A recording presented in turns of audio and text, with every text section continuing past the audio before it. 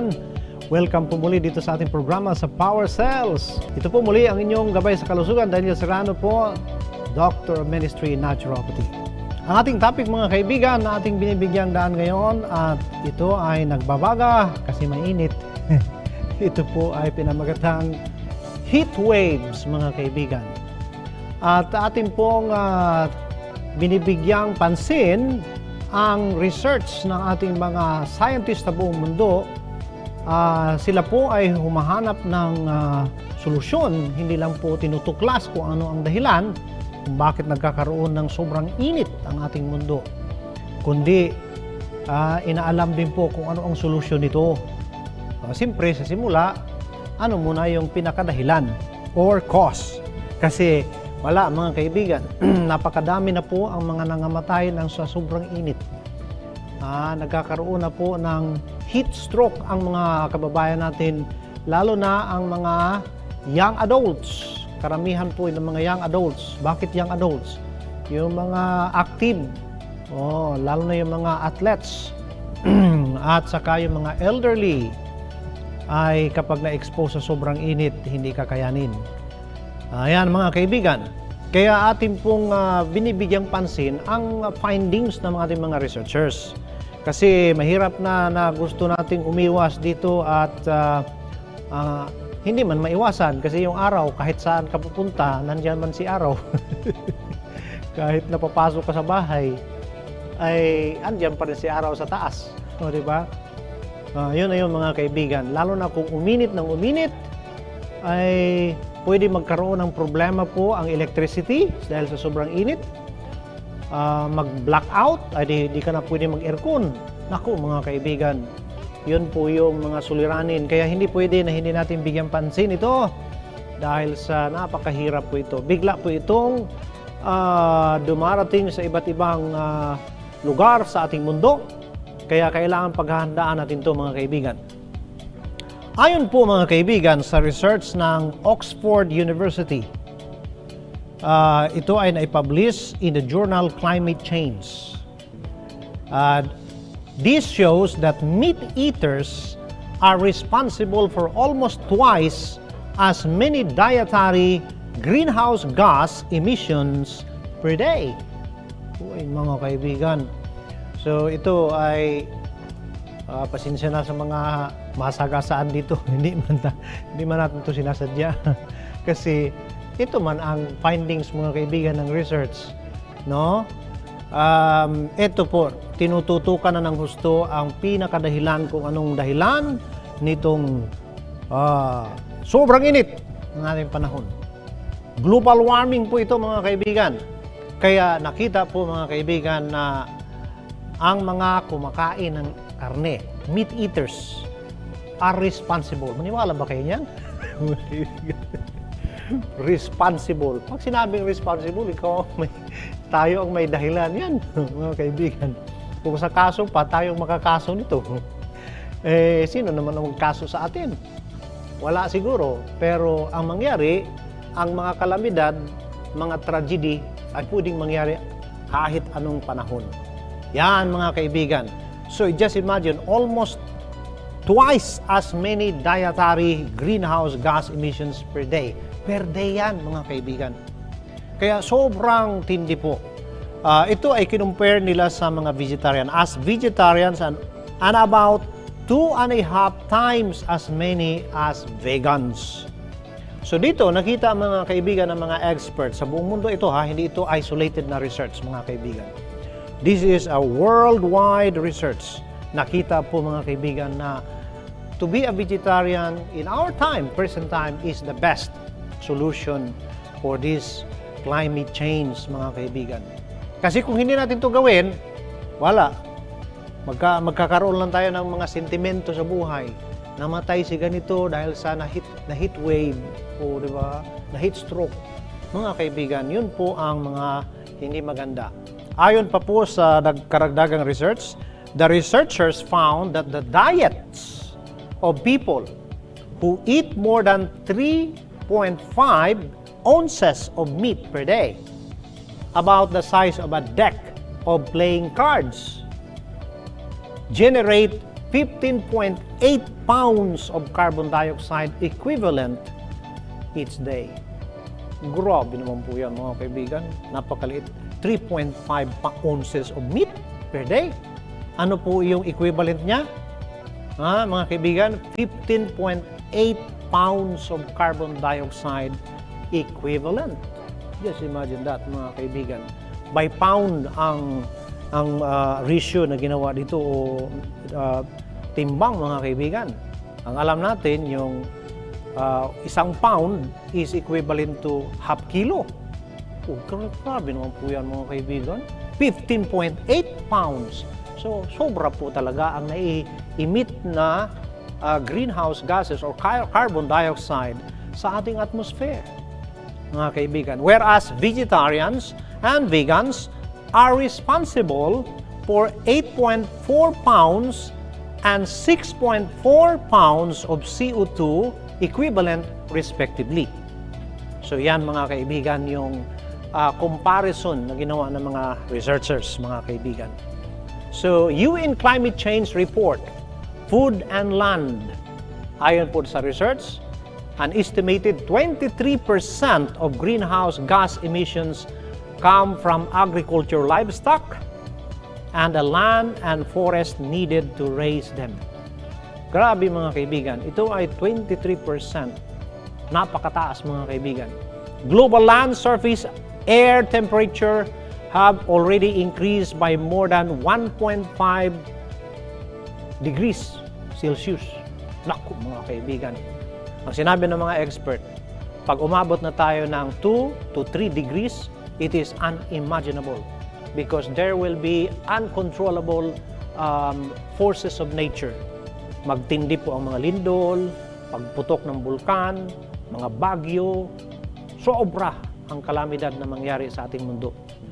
Ang init sobra. Magkaroon tayo ng worldwide na kagutom, mga kaibigan. It is a terrible, serious condition, mga kaibigan. Kaya nga mayroong video si Dr. Michio Kaku. Siya po ay isang theoretical physicist sa Amerika. Siya po isang Japanese by nationality, pero siya po ay American citizen. Kasi doon siya na lumaki sa Amerika. Ang sabi po niya, our Earth today is very dangerous to live. Now, ang research ng mga scientists, sabi ni Michio Kaku, the only way for us to survive is to leave this Earth. Sabi niya, either live and survive, stay and die. Naku, hirap naman yun. Makita mo yan. Talagang video po yan ng mga scientists. Hindi lang po si Michio Kaku ang nagsalita doon. Maraming mga scientists po, mga kaibigan. Meaning, we are now almost reaching the unimaginable condition of our Earth. The calamities is almost uncontrollable. Kaya kapag aabot na po sa 2 degrees or 3 degrees, naku mga kaibigan, hindi na po makontrol ng ating mga scientists ang climate change. And we are doomed to destruction, mga kaibigan. Yan po ang matindi, mga kaibigan. And we are exploiting the resources of more than 70% of the world's land. Just imagine that, mga kaibigan. Ang tindi po, mga kaibigan. Now, if you can see in the screen, mayroon akong graph dito na pinakita ng ating mga researchers, mga kaibigan. CO2 equivalent emissions from producing half a pound of this food. You can just imagine here, to make, we will just summarize it, mga kaibigan. Nangunguna yung potatoes, apples, asparagus, chicken. Now, mula sa chicken, medyo mabilis na po ang equivalent dito ng greenhouse gases emission. Chicken, medyo mabilis. Sa lahat, napakabilis kumpara sa potato, apple, asparagus. Ngayon, pangalawa, mamoy. Naku, mabilis din. Ano pa? Maka. Naku, pinakamabilis. Sobrang taas ang greenhouse gases na naidulot ng baka, mga kaibigan. Ito ay related sa pag-alaga at pagkain, mga kaibigan. Kaya dito, footprints by diet type CO2 equivalent per person, mga kaibigan. Makikita natin dito, napakataas talaga ang graph dito ng mga kumakain ng karne. Mga kaibigan, this is not a matter of religion.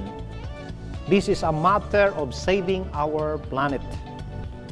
At ito ay nakita ng mga scientists na pinaka-best na solution. No? It's about time to change our diet.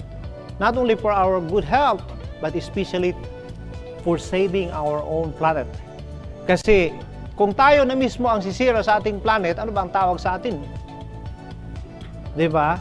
Can we be called foolish because we destroy our own home? Hindi maganda yan, mga kaibigan. Kaya ang encouragement ng mga expert, mga kaibigan, be a vegetarian. Yan. Now, here is another study. The study indicated that the dietary greenhouse gas emissions among meat eaters were between 50 and 54% higher than those of vegetarians, and between 99 and 102% higher than those of vegans. So dito pinakita ng mga expert na, ang mga vegan, pag sinabing vegan, they don't eat dairy. Meaning, they don't eat egg and milk. So, ang mga taong ito, they live as close as possible to nature. In harmony with nature. Hindi nakakasira sa nature. The more we eat meat, hindi pala maganda, mga kaibigan. Nasisira pala ang ating planet Earth. Di ba, mga kaibigan? So, overall, the study's authors concluded that the production of animal-based foods causes significantly greater greenhouse gas emissions than the production of vegan foods. Many other scientists around the world have reached the same conclusion. So, you see, mga parikoy, mga tatay, mga nanay, mga lulu, mga lula, yan ang katotohanan. Kung gusto nating hindi tayo uminit dito sa mundo, kailangan magbaguhin natin yung ating pagkain, mga kaibigan. You can see here the graph, mga kaibigan. Ang pinaka number 1 na cause ng global warming is energy production. Second, livestock production. Nandiyan mismo nakasulat, beef, chicken, pork. 3 M yan. Mamoy, maka, manok. Ayan. Yung pangatlo, transportation. Lahat ng mga sasakyan, mga eroplano, hindi malampasan yung pagkain ng mga karne, mga tatay, mga ma'am. So, ito po, gaano katindi po ito na nagkukos ng global warming, mga kaibigan. Researchers with Loma Linda University in California found that vegans have the smallest carbon footprint, generating a 41.7% smaller volume of greenhouse gases than meat eaters do. So, wide research ito, mga kaibigan, no? Kaya dito, atin pong ma-evaluate ang research ng mga scientists, wala talagang ibang solution. Now, mayroon pa dito silang comparison na ginawa. 80 ounces steak produces same amount of greenhouse gas emissions as driving 29 miles. Grabe naman. 80 ounces of steak. Pag kinain ng tao yan, ang equivalent niya na greenhouse gas na nai-emit, no, sa ere ay equivalent to 29 miles na pagtatakbo ng sasakyan. Grabe, mga kaibigan. Now, yung picture sa baba. 80 ounces meat alternative produces same amount of greenhouse gas emissions as driving 3 miles. So, ganon katindi, mga kaibigan, no? Now, mayroon ditong sinabi pa. Ito ay Chalmers University. When scientists at Chalmers University of Technology in Sweden calculated ways to combat climate change, they found that cutting greenhouse gas emissions from transportation and energy use alone isn't enough to curb climate change.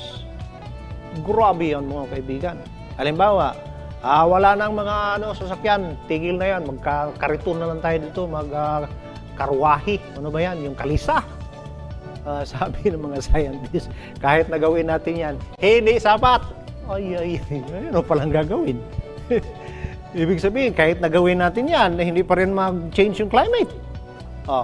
Dr. Friedrich Hidenos, the lead scientist of the study, said, quote, "Reducing meat and dairy consumption is key to bringing agricultural climate pollution down to safe levels." Unquote. Matindi pong research yan, mga kaibigan. So, hindi nila in-emphasize, wala na yung mga sasakyan yan, hindi pwede yan, global warming tayo dito. Hindi, sabi niya, kahit itigil natin, hindi pa rin sapat. Pero kung itigil yung pagkain ng karne, okay. Allah! Yan na po, mga kaibigan. Similarly, Limi Granup from the Overseas Development Institute of the UK has urged officials to forget about coal and cars. Forget. Walang na ninyong pansinin yung mga coal. Halimbawa, alam po ninyo, marami pong planta na coal. Yun ang source of energy. Electricity ba, mga kaibigan? At yung mga sasakyan. Ano sabi? Wow, pagkalimutan na ninyo yan. Bakit kalimutan? Because, quote, "the fastest way to address climate change would be to dramatically reduce the amount of meat people eat." Unquote. Eto na, mga kaibigan. Seryosuhang itong panawagan, mga kaibigan. Sabi ko nga sa mga pasyente, nakita mo ba yung mundo natin? Tumingin ka sa labas, tingin siya. Kalaki itong mundo, di ba? Pero nasisira ito sa global warming. Kahit gaano kalaki ang ating planet Earth, nasisira sa global warming. Now, tingnan mo yung katawan mo. Malaki ka ba? Sobrang liit. Pag kumain ka ng karne, lalabas sa katawan mo, sa hininga mo, ang carbon dioxide. Katindi. Kung sisirain ng greenhouse gases ang ating mundo, ito pang katawan natin pagkaliit. Di mo ba napansin yan, mga kaibigan? Kaya ang mga sakit ngayon sobrang tindi. Walang cure. Bakit? Hindi manatigil ang tao sa pagkain, mga kaibigan. So, ang solution dito, mga kaibigan, pagkain talaga. Wag na tayong, ayan, ang panawagan mo. Wala. Sino kaya ang makinig ngayon? Sino ang makinig? Alam po ninyo, itong mga research na ito, sobrang tagal na to. Pero sa totoo lamang, hindi ito na-disseminate sa mga masses of the people. Walang nagmamalasakit. Kahit ang gobyerno na, aywan ko. Sige lang silang meeting, climate change meeting. Pero yung research nila, yung mga findings, yung panawagan, hindi man lamang nakarating sa mga tao. Kaya paano magbago? Paano magkaroon ng solusyon, mga kaibigan? I think this is the time for us to think about this seriously. Kasi ito talaga po ang ultimate na solution nakita ng mga scientists just how to change our global warming situation, mga kaibigan. Kaya ang sabi po dito, you can help stop climate change. So, nasaan na ngayon ang solution? It is within you and within me. It's all about eating. It is all about eating. We can change the world for the better if we will decide. Kung hindi tayo magdesisyon, walang mangyari, mga kaibigan. Dagdag pa po dito na pahayag, mga kaibigan, the UN says that raising animals for food is one of the top 2 or 3 most significant contributors to the most serious environmental problems at every scale from local to global. So, mga kaibigan, ang araw galit na. 'Di ba? Subukan ninyo pagdating ng summer, grabing galit ang araw. Talagang mahirap na, mga kaibigan. Lalo na kung minsan, pagtitigan mo yung ere ba, habang mainit na mainit, parang nagwi-wave yung init. Nakakatakot, mga kaibigan. lalo na doon sa mga kababayan natin na hindi halos mainom ng tubig. Marami akong mga nakilala 2-3 baso lang mainom ng tubig sa maghapon. Minsan marami na iinom ng soft drinks. Alam po niyo mga kaibigan, yan ang delikado. Madalas magsakit ang ulo, pagkatapos pag nabilad ka sa init, sigurado magkakaproblema po tayo. Kaya yan po ang mga hindi maganda, mga kaibigan. Now, UN Climate Change Report. Ano naman po ang report dito? Food and Land. By adopting a balanced diet featuring plant-based foods, we can take major steps to fight climate change. Yung galing mga kaibigan. Halimbawa, mag-uusap-usap tayo sa pamilya. May global warming daw. Ano daw ang dahilan ng global warming? Sabi, illegal logging. Ano pa? Mga usok ng sasakyan. Ano pa? Yun daw pagkain ng karne. Alam po ninyo, sa discussion tungkol po sa global warming, ang na-highlight puro illegal logging, kung ano-ano dyan. Pagsunog ng mga kabukiran. Yun. Ngayon, wala lang control ang sunog nagkamali ka lang, nagtapon ka ng sigarilyo, yung sinisigarilyo mo. Dahil sa sobrang init, mag-ignite na yon doon sa mga damo, masunog na yung isang bundok, mga kaibigan. Thousands of hectares ang mga nasusunog sa Australia, sa Amerika. Nagiging threat na ito sa ating mundo. Why? Too much ang temperature ng ating mundo ngayon, mga kaibigan. If we will not do anything about this, we will be doomed to destruction, mga kaibigan. Kaya, ang solusyon, mga kaibigan, wala lang iba. Mag-change ng diet. Yan po ang nakita ng mga scientists. Sana kung ang nagkwento nito, mga barbero, kwentong barbero ba? Hindi po. Mga scientists ito, mga kaibigan.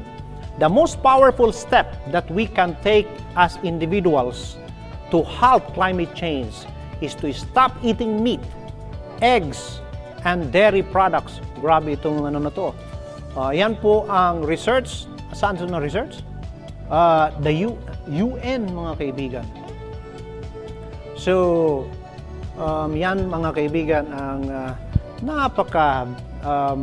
dramatic na panawagan ng ating mga researchers when it comes to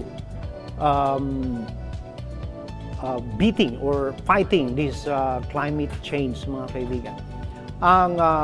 Ang hate stroke, mga kaibigan, ay pataas ng pataas ito ayon sa World Health Organization. At mabuti sana kung hanggang doon lang. Yung nakahula ng ating binasa kahapon ba, mga kaibigan, sa Bible, masunog tayo sa init. Grabe naman yung init na yun. Ewan ko kung paano kaya yun. Yan po ay hindi pa nangyari, na wala pang history na nangyari sa buong mundo na nagkakaroon ng ganyan. So, since nakasulat sa banal na kasulatan na mayroong mangyayari sa ating panahon, dito sa ating mundo, we are doomed to destruction. Kasi kung wala tayong gagawin dito, halimbawa, wala tayong desisyon, mga kaibigan, hindi talaga maganda yan. Kaya it's time to convince everyone. Di ba? Hindi naman masama. Campaign this effort of our scientists. Kasi kawawa po sila. Halimbawa, nag-research sila. Grabing research yan. They spend lots and lots of money, billions of dollars, to do this research. Pagkatapos, yung research nila, wala lang din. Walang action ang buong mundo. Kaya alam po ninyo, ang ginagawa ng buong mundo, sabi, kung hindi talaga tayo mag-vegetarian, mabuti pa, i-reduce na lang talaga natin ang ating population. Kaya mahirap i-reduce ang population kasi, halimbawa, isa ka lang, pag nagkaanak ka ng 3, di times 3. Kung umabot pa ng 5, di times 5. Kaya ang hirap mag-reduce ng population. Kahit na lahat ng mga matatanda diyan na masakit, mamatay, ay nag-iwan man sila ng 3 anak, 4, kahit nga 2, times 2, malaki pa rin yun. Kaya nga, ang projection ng mga kababayan at mga scientists sa buong mundo, mga kaibigan, by the year 2050, we will be more or less 12 billion sa buong mundo. Kaya sa ngayon, hirap na mga scientists because global warming will not stop until the people will change. Hindi naman sana tayo nagiging dahilan ng problema kung ang ating kinakain hindi nakakasama. Just imagine ha mga kaibigan, yung CO2 or greenhouse gases na naiproduce ng mga sasakyan, okay? Kinumpare nila sa pagkain ng karne, hindi malampasan ang pagkain ng karne. Sobrang talagang taas. Kaya mga kaibigan, you can just imagine, halimbawa, punta ka sa Manila, halimbawa, punta ka sa Quiapo, hindi pa umabot ng hapon. Subukan mong hawakan yung ilalim ng ilong mo, pagkaitim ng nandyan, nakadikit sa ilalim ng iyong ilong. Grabe po mga kaibigan. Sobrang polluted ang isang lugar na crowded sa mga sasakyan. Pero, hindi pa rin niya mapantayan yung greenhouse gases na dulot ng mga pagkain ng karne. Grabe mga kaibigan yan. Yan ay isang, sa akin personally, I was shocked by listening to these findings. Bakit po? O grabe, I'd never think na ganun talaga ang dahilan. Pero wala tayong magawa. Yan na po yung nakita ng ating mga expert. Kaya mga kaibigan, kung gusto nating hindi tayo magiging problemado, lalo na pagdating ng summer, okay, ay para wala pong mamatay ng bigla na lamang dahil sa mga heat stroke, mga kaibigan, kailangan po nating simulan at magsama-sama tayo. We can do this together. We cannot do this if we will not be together. Kaya mga kaibigan, nawa itong ating topic mga kaibigan, makabukas sa ating pananaw at magkaroon tayo ng magandang pagmumulay-mulay